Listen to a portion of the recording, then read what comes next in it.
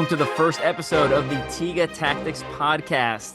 I've got the founders and owners of Tiga Tactics on the line with me, Dr. Conrad Bui and Patrick Vuong. So, Conrad, say hi. Hey, hello. Good to thank you for joining us. We're honored as well too to be interviewed by you, Evan. We're super excited to be here. Thank you. And Patrick, say hi as well. What's up, guys? Welcome to the show, and thank you, Evan. Yeah, we really appreciate this, and it's going to be great fun. Yeah, so my name's Evan Perperis. I'm one of the hosts. We got kind of three hosts over the course of this podcast series. We're going to be jumping into, what is Tiga Tactics? Because this is the first episode. We just want to kind of, for anyone who's not familiar with the brand, we want to introduce you to the owners, the founders, and then talk about, what makes the brand unique, why this is going to be a valuable podcast for you to subscribe and listen to and share with your friends, especially in the martial arts community, anyone who's looking to get into the self-defense world or combatives world, and talk a little bit about the history of it. So let's start off real quick. We're going to do a deep dive episode later with Conrad and Patrick and myself's background. But real quick, give me the abbreviated 1-minute version, Dr. Conrad, of who you are, and then we'll jump over to Patrick after that. All right. I'm just a martial arts nerd. I've been doing martial arts for a very long time.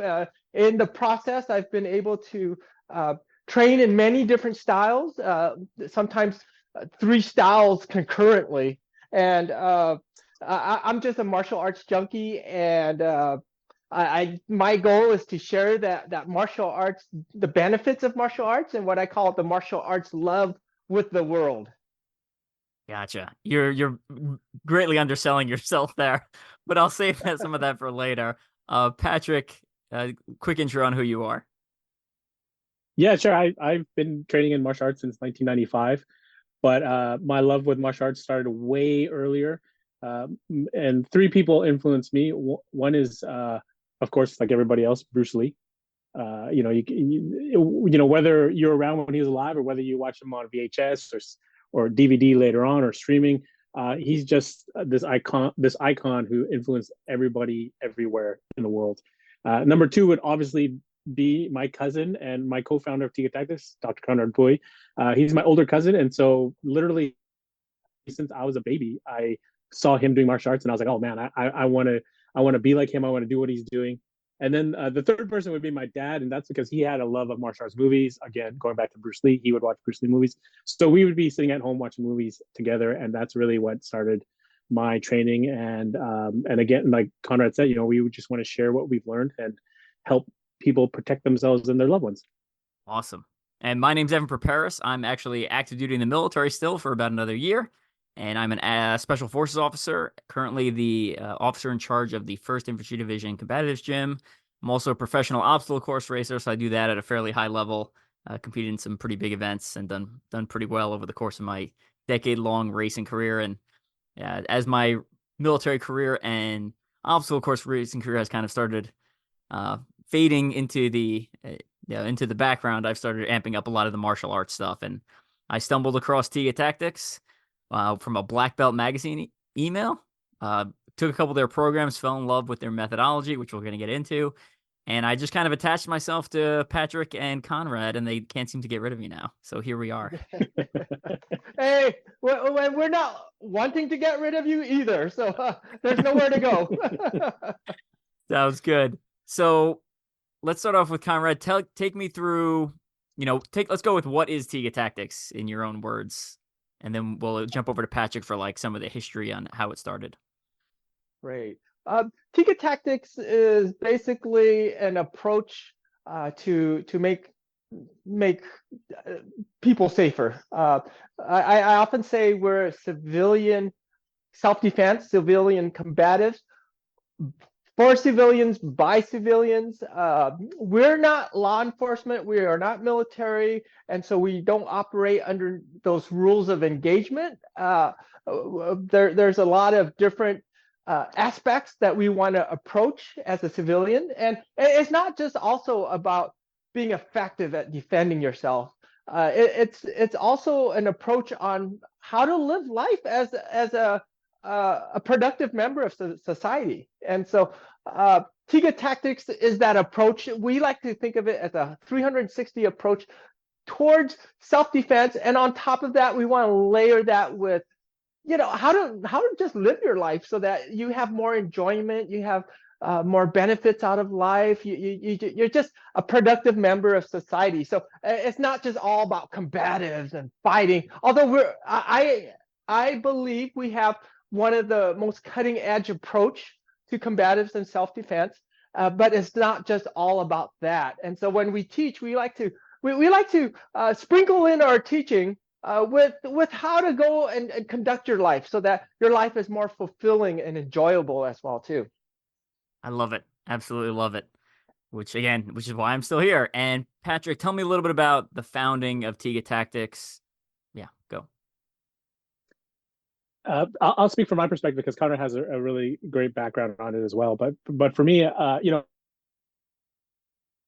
I started training in 1995. I got my black belt in Kempo karate like 3.5 years later, and so I've been teaching martial arts for a really long time now. But once I started teaching women's self-defense around 2006, 2008, I realized how there was this big void between traditional martial arts and basically what is reality, what is the violence on the street.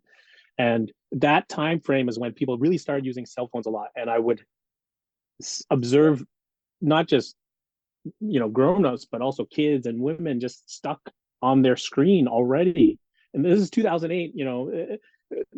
Phones had been around for a while, but now that at that time technology just started skyrocketing, and so now you could stream videos and things like that, and they were just so focused. And I was teaching women's self-defense and just watching these people I just see prey everywhere I go. I'm walking on the street and people are on their phones and they're not paying attention. I was like, oh man, I gotta help, because if I were a predator, I would easily be able to kidnap this woman and throw her into my car. And so I started teaching women self-defense, and I started having this goal of creating a company that would bridge that gap between traditional self-defense, combat sports, reality-based self-defense, and just general lifestyle. A kind of a preparedness lifestyle. And that it took a few years, but eventually, Connor and I started talking, and he just said, hey, we should team up, because between the two of us, we have more than 6 decades of experience, and that's kind of where it's gone and how this came to be. Nice. Conrad, anything to add to the story? Yeah, well, Patrick's side as well too. We came from similar paths, but from slightly different paths as well too. I've been training martial arts since a kid. I competed in combat sports. I started with point sparring as a teenager. I eventually got into Muay Thai and then competitive Brazilian Jiu-Jitsu as well too. On top of traditional martial arts like Silat and Kali and Kung Fu, and there was always, even though I learned and eventually I was certified to teach in all these systems, there was always a level of insecurity that I couldn't shake. I could have easily just leaned on my ego, so to speak, and just say, hey, I'm a badass, nobody can mess with me, I know all these techniques. But deep down inside, I always wondered, if somebody attacked me, how would I defend myself? Do I bust into point sparring mode? Do I take them down and armbar them? Do I clinch up and try to knee them in the face? Should I use some Silat, sweep them to the ground, try to break their arm? Should I use this? Should I use that? And so all those approaches, in fact, caused me even more confusion. And so I took that confusion. And so one thing that philosophers, and Bruce Lee included, they often said, to be brutally honest with yourself. That is a very tough order, because it's so easy, especially if you trained in martial arts, to say, hey, I already know everything, I'm so badass.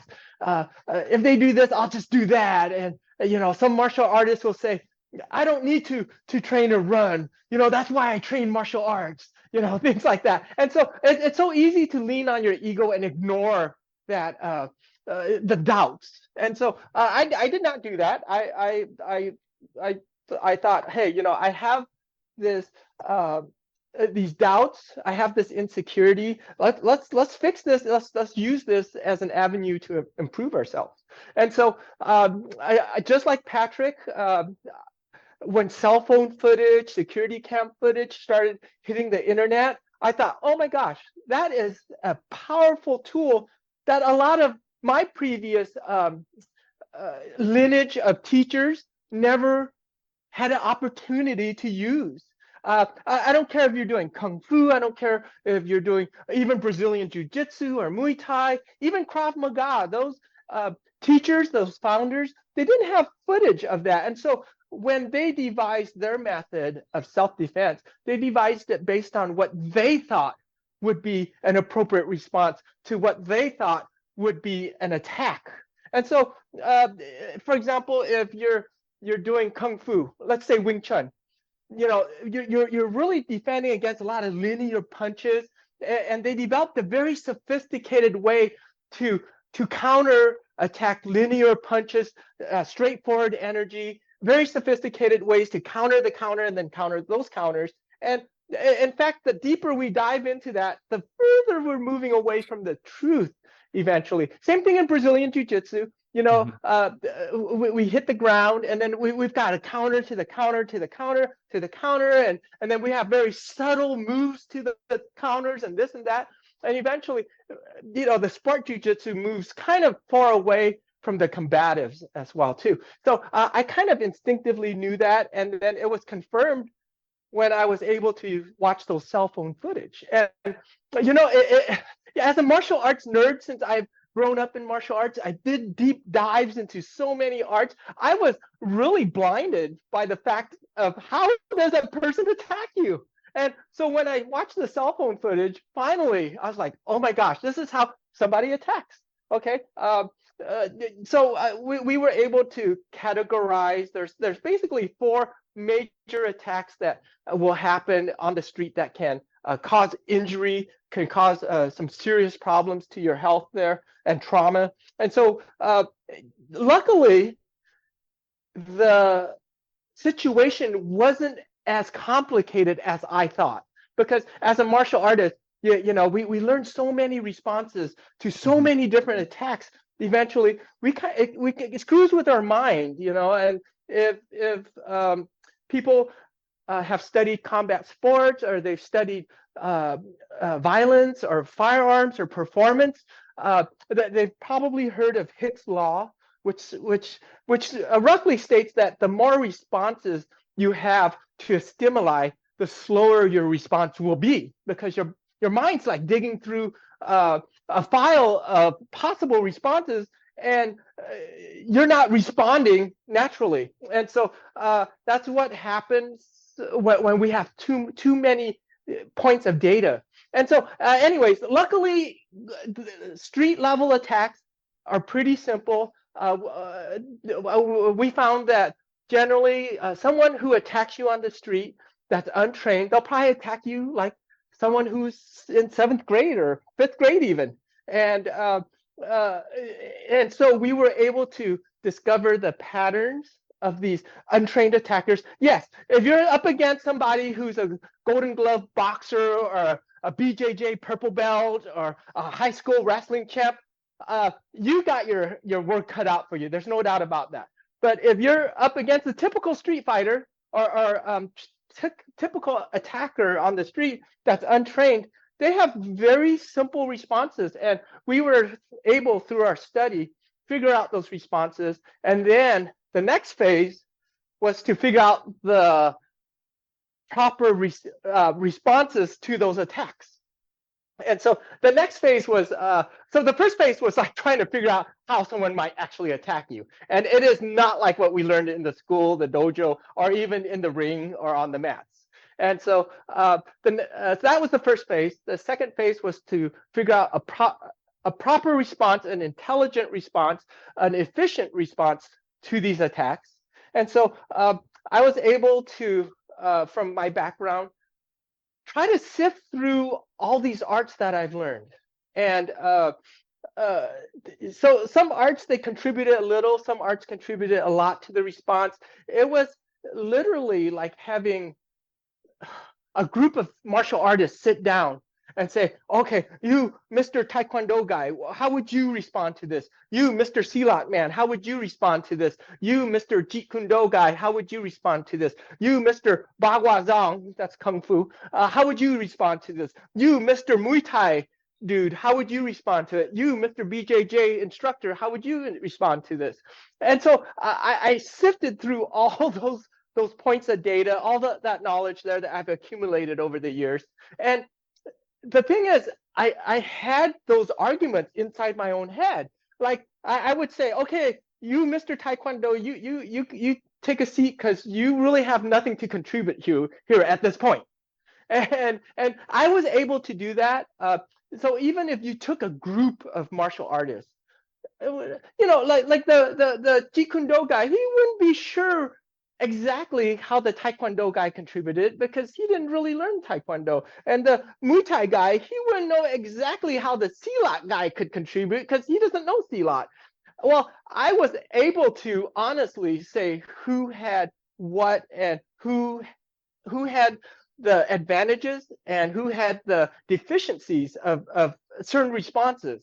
And so I formulated what I thought were efficient responses. And then I took them out, I pressure tested them. You know, I had friends take a knife, say, hey, try stab me with this. Just go for it. And then I would try different responses. Some things fell completely apart. Like, oh my gosh, I thought this would totally work. I trained this in Kali for like 10, 15 years. Come on, it just completely fell apart. I was getting cut up left and right. And so eventually I found some logical responses to those simple attacks, and we pressure tested it, and then we came out with some responses. And then the next step was to figure out a training progression. So there were 3 steps to it. Figure out what was actually happening on the streets, figure out how to have an appropriate response, and then the 3rd step was figuring out a logical way to train things.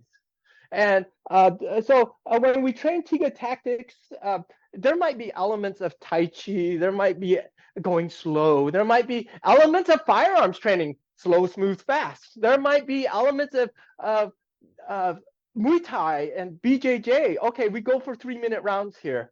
You know, using the pad work. And so I believe Tiga Tactics is unique. It's unique. It's not Krav Maga. It is not Army combatives. It is unique in itself.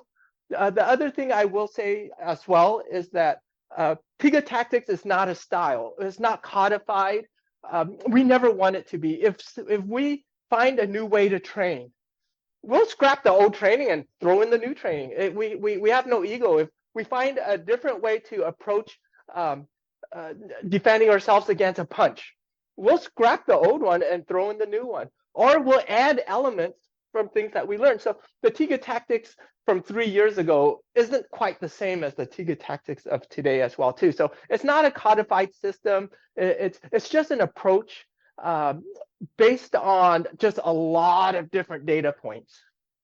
Whew, that's a lot of stuff. Sorry. That was a lot. And you started answering all my other questions. You're just knocking things down. So that it was an abbreviated way to get through a lot of the information. I want to comment on a couple things. Before we do that, though, tell people what Tiga means. Okay. Tiga comes from the Indonesian word of 3. And that's a nod towards the Silat system.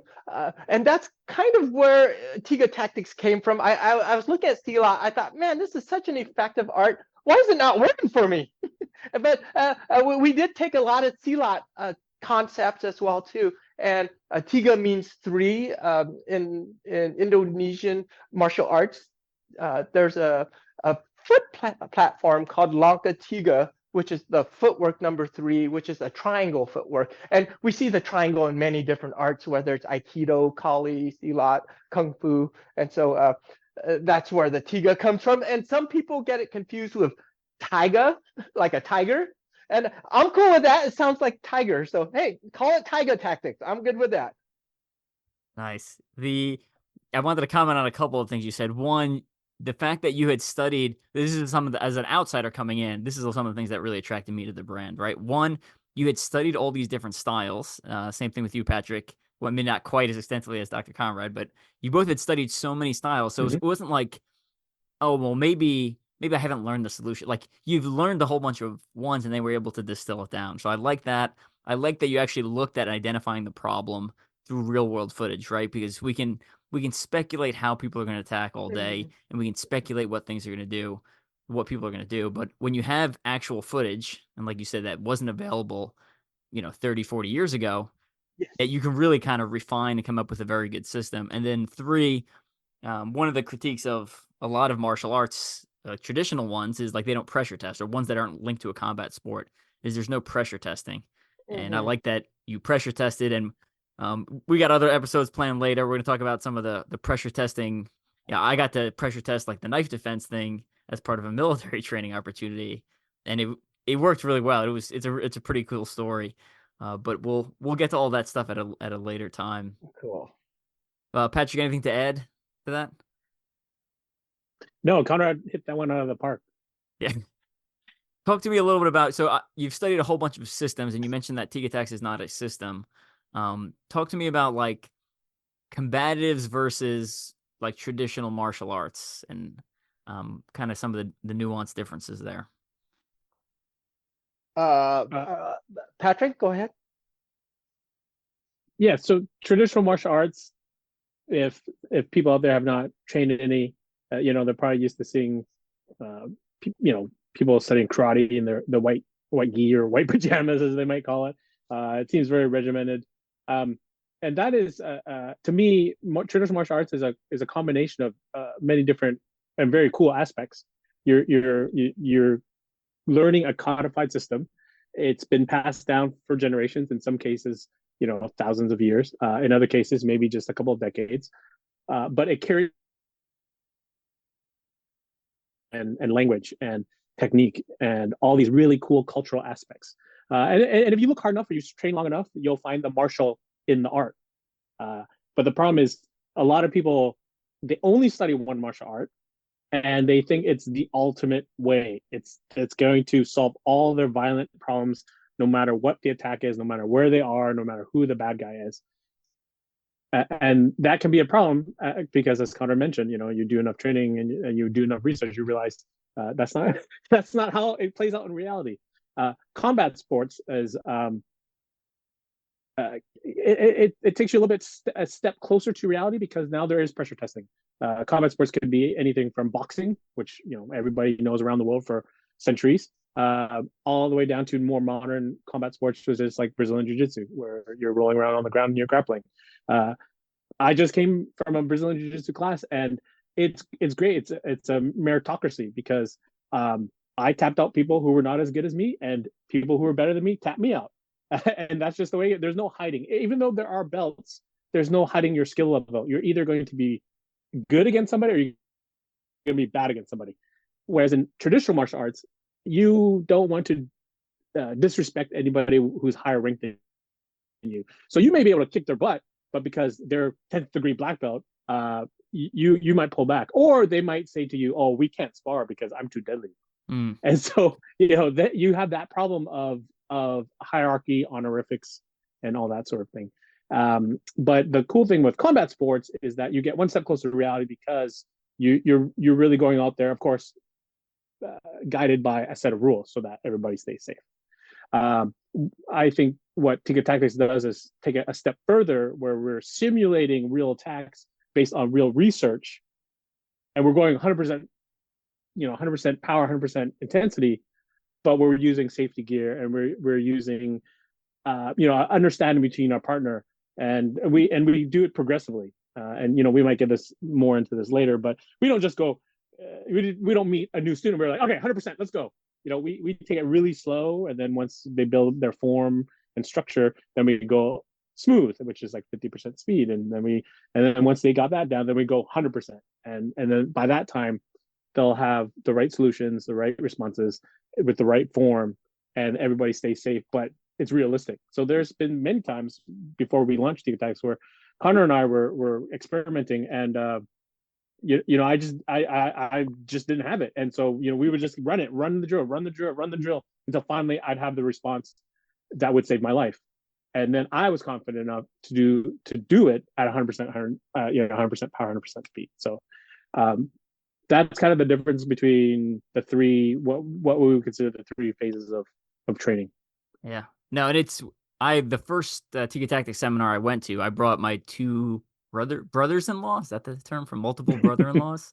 The two of them who have never trained, they've never trained martial arts, and they had a good time. They got sweaty, and they worked up all the way to the through the entire seminar, without being like, oh, I've never done any of this stuff before. So they were able to adapt and handle it.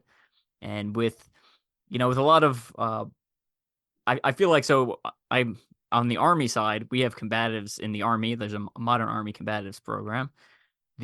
Sometimes people criticize combatives because they compare it to a martial art. It's like, well, it's not, you're not as, if you went to the master's course, you're not as good as Brazilian Jiu-Jitsu black belt. It's like, well, yeah, I know, because that guy's been training for a decade, like every week, multiple times a week. And we trained for, accumulatively, it's like to go from beginner all the way to like master combatives in the Army. It's a cumulative total of about 7 weeks of training, right? About 8 hours a day for those 7 weeks. Usually people don't take him back to back to back, but the simplicity of it, like you were talking, Dr. Conrad, with Hicks Law, and like you're going against an untrained attacker, it's an immediate response. It's enacted violently and strong, and then you're getting to a solution that allows you to save your life or leave the area, or in our case, as the military, we call in for help, right? I call in for support, and realistically, as military combatives, if I need to be able to survive long enough for my buddy to come over and fix the problem, because we usually have more people than them in most close quarters situations, at least in my experience from Iraq, primarily. So, right. And let me say something about how you dragged your brother-in-laws and stuff to our seminar. And this is one thing a lot of teachers, as well as the students themselves, tell us during a seminar or after a seminar. You'll have people with like zero experience. In fact, we had a person who was kind of anti-violence completely, but at the end of the seminar, it's very hard to distinguish who's been doing martial arts all their life and who just started just a few like a day ago. So that's one thing that a lot of our participants, as well as people who observe our training, have told us that, wow, I couldn't tell who's been doing this their whole life and who was the beginner at the end of your seminar. yeah, and the seminars, I've been to a bunch of different seminars for different styles. I will say, for Tiga Tactics seminar, when I walk out the door at the end of a weekend of training, I feel more capable at the end of the weekend, right? So sometimes the seminars are like, here's 1,000 techniques, and you're like, I can't remember anything. But when I come out of Tiga Tactics, even if I already knew all the techniques going in, the fact that we get to rep them so many times and then pressure test them and refine them, and maybe you can change, you can work on some, like, I'm wearing a different style of clothing this time, I'm wearing a different jacket, I'm a different t-shirt, whatever it may be. It allows me to walk out of the seminar and feel better and more lethal when I walk out of the seminar. So cool. Great stuff there. So I would highly encourage anyone who's taken the online courses to also follow it up with an in-person seminar if you have the opportunity, or we can travel to one. So. All right. What else? Anything else before we close out the first episode? What did I miss for talking Tiga Tactics, founding, etc.? No, we're just honored to have you and with us, and honored to be part of this journey with you. I'm sorry, Patrick. Oh, no. Yeah, I agree. I think it's going to be a lot of great fun going forward. I hope people tune in and listen to every podcast, because we're going to dive into a lot of really cool stuff. But I just wanted to go back a little bit and just mention how a lot of people, when they study any sort of fighting system, whether it's traditional martial arts or combat sports, they tend to let ego get in the way. And kind of what you were saying, how this master combatives instructor, he's nothing compared to a jiu-jitsu black belt. And you're like, yeah, of course, because one's been doing it for 10 or 15 years, and one's been doing it for 7 weeks. So, Right. but to me, that's neither here nor there, because we're talking about saving lives, right? In that Right. moment on the street, belts don't matter, right? Styles don't matter. It's whether you can defend against this individual who's going to try to kill you or not. And so as martial artists, whether it's traditional martial arts, combat sports, combatives, firearms, I think we should think of it as that we're on the same team, and that we're all trying to help people protect themselves and their loved ones. So people, and we can say, Conrad and I can say this honestly, because we're martial artists junkies, people get too wrapped up and too what I call the term true believer in their system, and they want to defend themselves, and then they say that maybe Tiga Tactics is too simple, and I, when they say that, or it's too easy, I say great, fantastic, because in the street fight you want it to be as simple as possible so that your reaction is intuitive, and so we try, again, as Conrad mentioned, we try to have no ego in this. We try to adapt, evolve, and get better. Every evolution, every seminar that we have, every time we pressure test something, we're always going to try to make it better. So there should be no, this system is better, this style is better, this person is better. It should all be that. We should look at it as we're defenders. We're trying to help people defend themselves and be better. Yeah. And the Let simplicity. me follow up. Oh, go for it. Yeah, I'm sorry. Go ahead.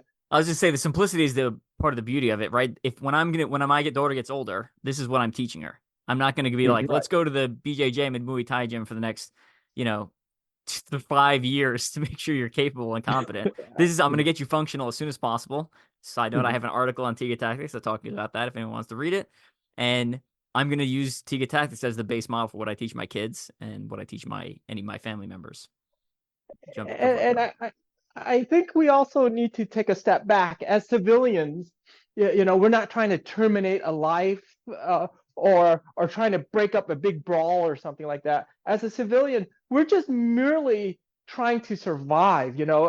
If somebody has enough skill to cause someone to think second, give them second thoughts about, oh, should I press this attack? I'm getting hurt here really bad. Maybe I should stop this and go somewhere else.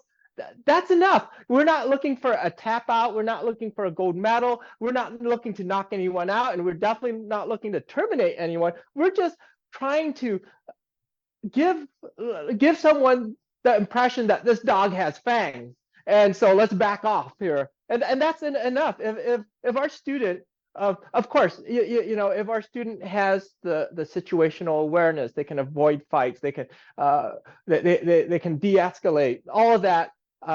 That's a win. And if they're ever in a violent encounter and it's enough to cause the person to second guess their attack, cause the person to have a change of attitude and a behavioral change, that's enough. That's a win. And so that's what we're trying to do. And when we say it's simple, that's one of our selling points. Miyamoto Musashi said, when there is no hesitation, that's true emptiness. In other words, you shouldn't be like thinking, oh, should I do this? When you keep it simple, you'll have none of that hesitation. And so the other point, hey, one of the criticisms for Tiga Tactics is like what Patrick said. Oh, it's so simple. Sometimes we get people looking at our program and they're like, oh my gosh, I was hoping to see more techniques. If you're a technique collector, maybe Tiga Tactics, the self-defense, the combative, isn't for you. You're not going to find 200 techniques against a haymaker. You're not going to find 200 disarms against a knife in the Tiga Tactics combative program. So if you're a technique collector, this probably isn't the program for you. Gotcha. Good input, Conrad. Well, we're excited. We got a lot of great episodes coming up. We're going to deep dive into some of our backgrounds in separate episodes. We're going to do episodes on tool set, kind of for those of you who are gear junkies, a little more into some nuances of what to carry, why there's certain benefits to carrying certain things, and different recommendations for those. Mindset episodes, talking about a lot of the Tiga Tactics models of pyramid of protection, situational awareness type stuff. And then you've got a bunch of great slogans like kind is a choice, the laws are stupid, Safety is an illusion. Stay alert, stay humble, stay kind. We're going to dive into those. And then we're also going to dive into some of the episodes talking about the different programs you have, right?